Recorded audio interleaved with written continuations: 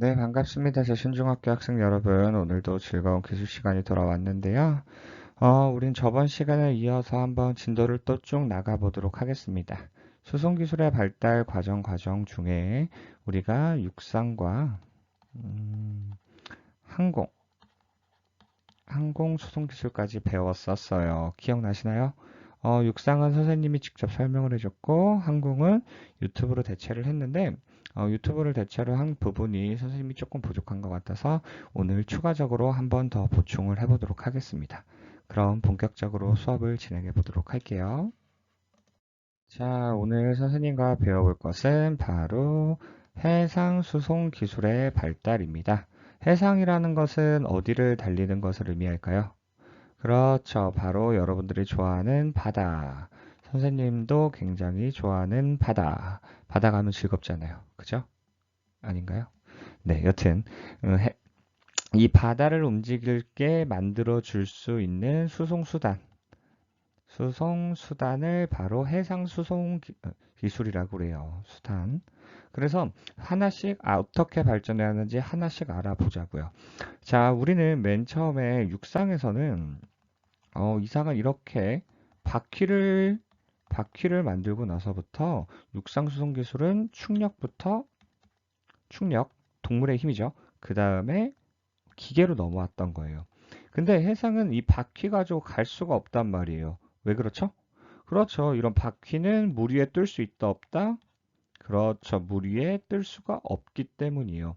그래서 최초로 만들어진 게 바로 뗏목입니다. 뗏목. 뗏목. 뗏목 뭔지 아시죠? 그냥 뭐 이렇게 생긴 거. 나무를 이렇게 쫑쫑쫑 묶어서 묶은 거야, 이렇게.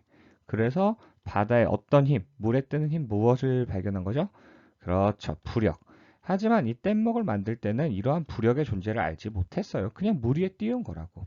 그런데 이 13세기 이때부터 한 12세기 학자들이 부력이라는 것을 발견을 하기 시작을 해요. 이 부력의 힘으로 배를 만들면 진짜 그냥 많은 사람들이 안전하게 탈 수 있는 이러한 뗏목이 아니라 이젠 진짜 배 같은 이런 배. 요렇게 여러분들이 알고 있는 이런 배.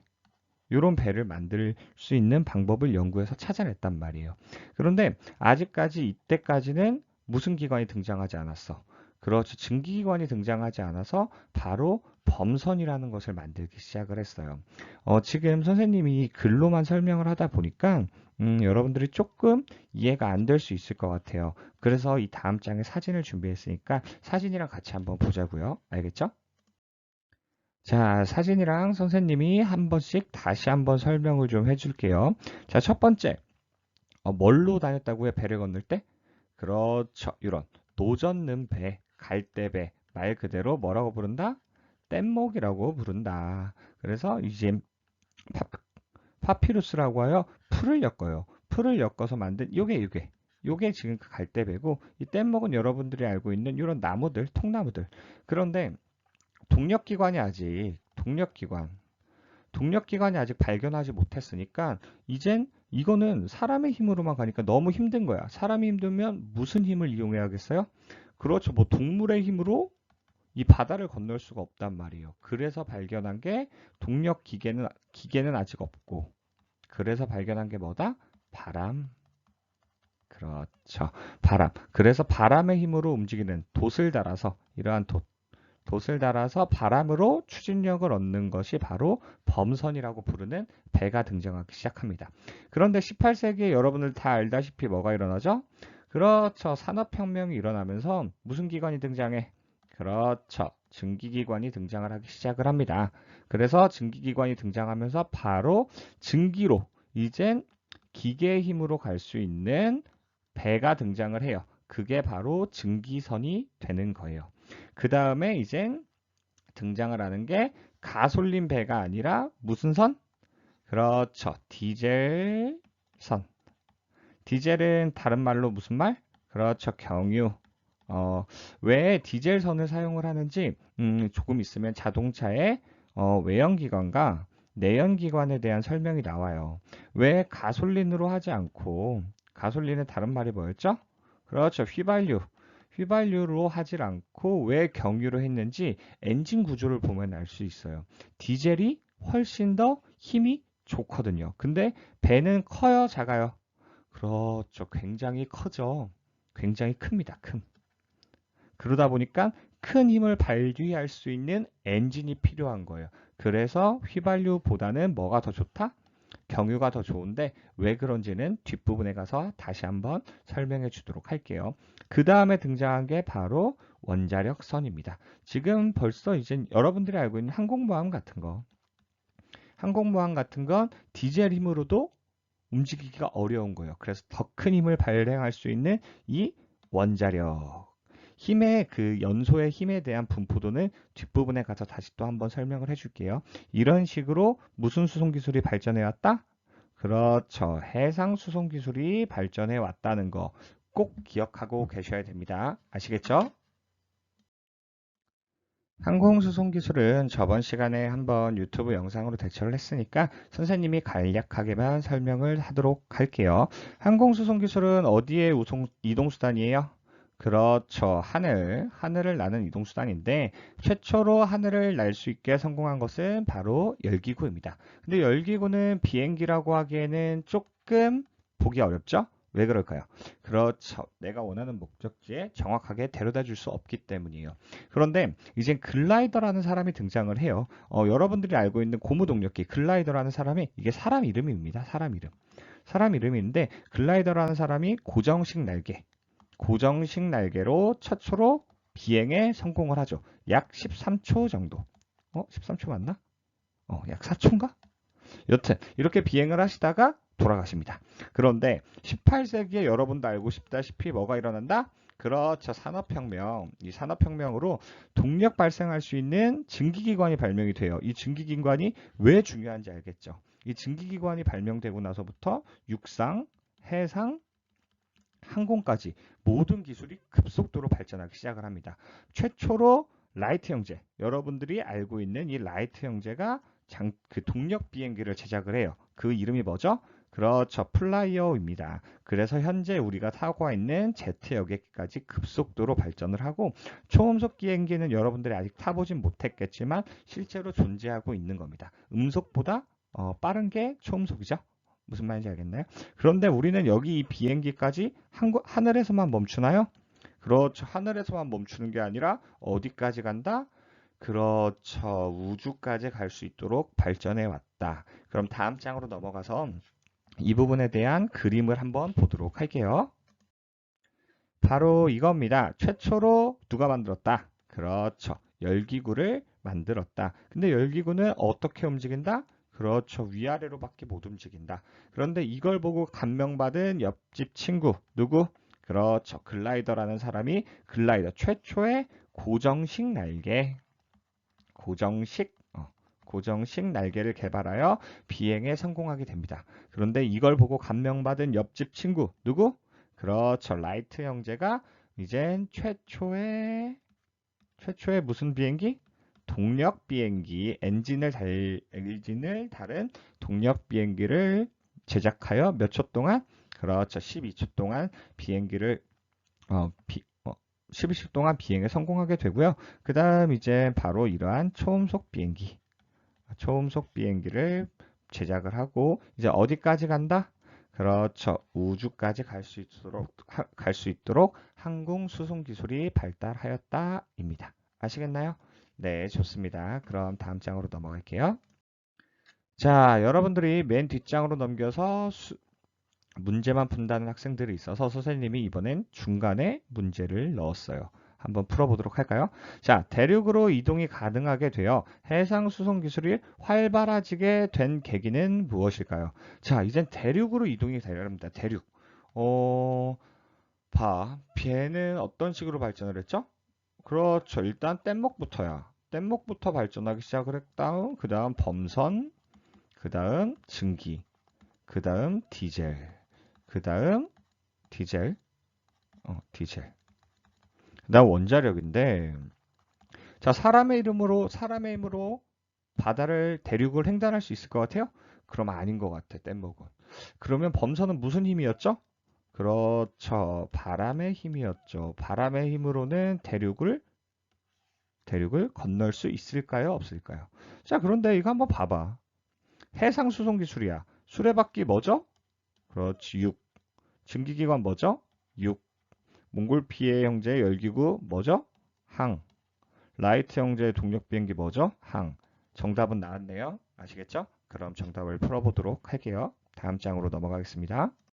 자, 여러분, 선생님과 함께 이제 육상, 해상, 항공, 수송 기술이 어떻게 발전해 왔는지 알 수 있는 역사에 대해서 배워왔어요. 그러면 이러한 지금 육상 수송 수단, 해상 수송 수단, 우주항공 수송 수단은 지금 우리가 실제로 어떻게 사용되고 있고, 실제 우리가 사용하고 있는 제품들이 어떻게 작동해야 되는지 여러분들도 당연히 알고 있어야 됩니다. 왜냐? 여러분들이 나중에 돈을 벌어서 구매를 해야 될 차인데, 차나 비행기나 배인데, 어떤 식의 종류의 자동차가 있고, 어떤 식으로 작동을 하며, 왜 그게 가격이 비싸고, 만약 고장이 났어. 고장이 났을 때, 기초적인 건 고칠 줄 알아야 된다고요. 그죠? 그래서 배우는 거니까 열심히 따라오시길 바라겠습니다. 오늘은 육상 수송 수단까지만 하도록 할 거예요. 그 중에서도 자동차까지만 하도록 하겠습니다. 아시겠나요? 네, 그럼 다음 장으로 넘어갈게요. 자, 그럼 여러분들 벌써 다 배워서 알고 있겠지만 육상 수송 기술의 의미를 다시 한번 되짚어 보도록 할까요? 자, 육상 수송 기술이란 무엇이죠? 그렇죠. 자동차나 기차 등을 이용하여 도로와 철도로 사람이나 화물을 운반하는 것을 통틀어서 뭐라고 부른다? 그렇죠. 육상 수송 기술이라고 부릅니다. 그 중에서 여러분들이 가장 많이 사용하는 게 무엇이죠? 그렇죠. 바로 자동차입니다.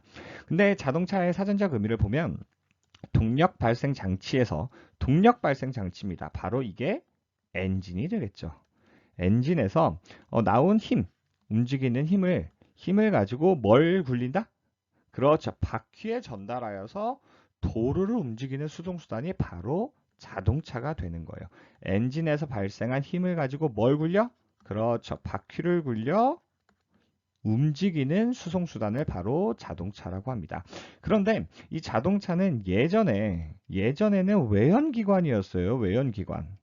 증기자동차라고 들어봤죠? 이 외연기관과 내연기관의 차이가 무엇인지는 뒷부분에 가서 설명을 해줄게요. 그런데 지금 우리가 타고 다니는 자동차는 바로 다 내연기관입니다. 그래서 내연기관 자동차에는 여러분들이 알고 있는 가솔린, 그리고 디젤, 이런 연료를 사용하는 거. 화석연료, 화석. 그런데 이제 많이 발전을 해서 이제 하이브리드 자동차는 화석연료만 사용하나요? 아니죠. 그렇죠. 바로 전기를 사용하죠. 그러면 연료전지 자동차는 동력원이 뭘까요? 바로 수소를 사용해서 전기를 만든다. 오케이? 근데 이제 수소도 아니고 그냥 뭘로만 간다? 그렇죠. 전기로만 가는 자동차도 등장을 했다. 오케이? 이게 다 무슨 기관이다? 그렇죠. 이 총 네 가지는 다 내연기관. 오케이? 이해했나요? 그러면 하나하나 알아보도록 할게요. 자, 그럼 앞에서 말하는 내연기관이 무엇인지 선생님과 한번 알아봐야 될 텐데요. 내연기관은 그냥 굉장히 간단해요. 여러분 주유소 가면 기름 넣죠. 기름. 주유소를 가면 기름을 넣어요. 근데 기름을 넣을 때 어디에 넣나요? 그렇죠. 자동차 내부에 넣잖아. 근데 자동차 내부에는 엔진이 있나요? 없나요? 그렇죠. 이러한 엔진이 있죠. 그래서 연료를 집어넣는 곳과 엔진이 내부에 있으면 내연기관. 내부에 있으면. 그런데 연료를 주입하는 곳이 외부에 있고 엔진이 내부에 있으면 이거는 외연기관이라고 부르는 거예요. 외연기관. 오케이? 이해하셨나요?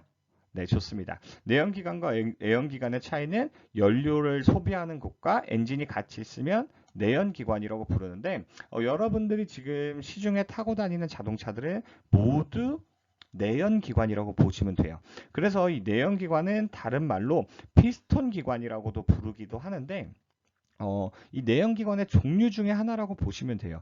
내연기관의 종류는 굉장히 많아. 피스톤 기관도 있고 터보 기관도 있고 오케이? 분사 추진 기관도 있고 굉장히 많은데 하지만 이 내연기관의 종류 중 하나를 바로 피스톤 기관이라고 부릅니다. 피스톤 기관은 뭐냐면 연소가스의 폭발력. 그러니까 화석 에너지를 불을 붙이는 거야. 그럼 뭐가 일어나요? 그렇죠. 폭발이 일어납니다. 폭발력에 의해 피스톤이 왔다 갔다 한다는 거지. 이해하시겠나요? 그 중에 대표적인 게 바로 가솔린 기관, 그리고 뒷부분에 나올 디젤 기관이라는 건데, 이 부분은 뒷부분에 가서 피스톤 기관이 어떤 건지 그림으로 한번 알아보도록 하자고요. 알겠나요? 내연기관의 대표적인 자동차를 첫 번째로 한번 소개하도록 하겠습니다. 바로 가솔린과 디젤, 휘발유와 경유죠. 경유. 우리나라에서 가장 많이 존재하고 여러분들이 가장 많이 보았던 자동차가 바로 내연기관이라는 자동차예요. 내연기관의 엔진은 어디 있다고요? 그렇죠. 내부에 있습니다. 내부. 오케이. 연료 탱크는 어디 있다고요? 그렇죠. 내부에 있는 거예요. 아시겠죠? 그래서 이 가솔린과 디젤 에너지가 연소했다는 건 불을 붙인다는 거예요. 불을 붙이면 뭐가 발생을 해? 그렇죠. 폭발력이 발생을 해요. 폭발력이. 이런 폭발력으로 발생해서 뭘 굴린다? 그렇죠. 바퀴를 굴리는 기관이 바로 내연기관 자동차입니다. 이거를 조금 더 확대하고 세세하게 들어가서 보면은 다음 장의 그림이 되는데요. 한번 넘어가 보도록 할게요. 이 그림이 여러분들이 실제로 타고 다니는 자동차의 개통도입니다. 굉장히 복잡하죠. 그죠? 근데 여러분들한테 이걸 다 외우라고 보여준 건 아니고 이런 식으로 복잡한 구조를 가지고 있다. 그냥 아까 앞부분에 봤을 때보다는 굉장히 세세하게 설명이 되어 있잖아요. 이 부분이 바로 엔진이고, 그죠? 그리고 이쪽에 달려있는 바퀴, 거기에 뭐가 달려있죠? 그렇죠. 브레이크가 달려있고. 그런데 이것보다 더 많이 구조가 복잡하고 세세해요. 근데 여러분들이 뭐 그걸 다 외울 필요는 없지만 이런 식의 개통도가 있다. 까지만 알고 넘어가면 되고요. 이거를 조금 더 확대해서 한번 보도록 할게요. 알겠나요? 네. 자, 조금 더 확대해서 보면 바로 이 부분이 엔진이 되는 거예요. 엔진. 여기가 이제 가솔린 기관과 디젤 기관의 엔진이 되는 거죠. 그런데 지금 요거 보이나요? 요거의 명칭이 피스톤입니다. 그래서 내연기관의 종류 중에 하나가 이 바로 피스톤 기관이 되는 거죠. 이 피스톤이 이렇게 위아래로 왔다 갔다 해. 그럼 이게 바로 크랭크축이라는 건데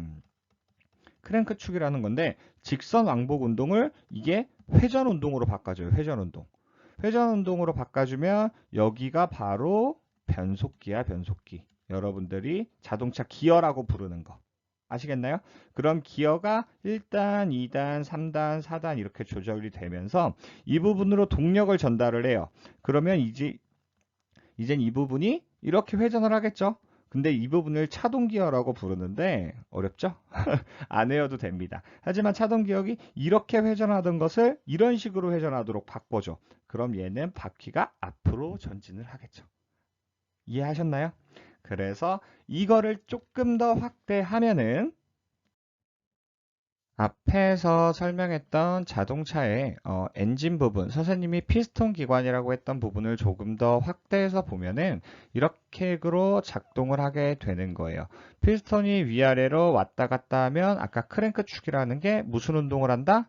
그렇죠. 회전 운동으로 바꾸어져서 여러분들이 바퀴까지 동력이 전달되는 기관.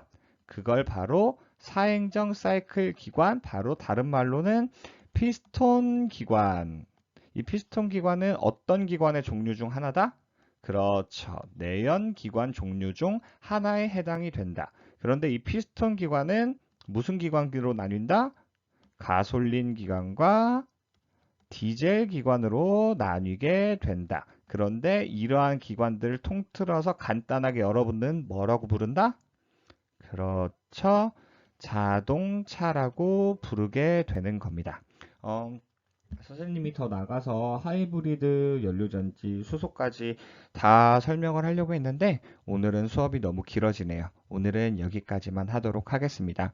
문제는 중간에 내놨으니까 정답을 꼭 과제방에 올려주시길 바랄게요. 오늘도 고생 많으셨습니다. 아시겠나요?